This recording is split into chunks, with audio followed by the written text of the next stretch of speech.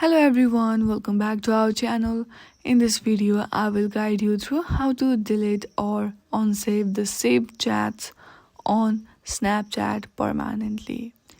If you want to delete the save or unsave the saved chats, then first of all open your Snapchat application and go through the chats.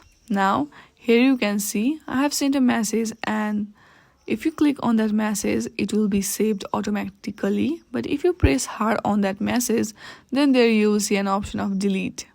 Hit on that and it will be deleted permanently.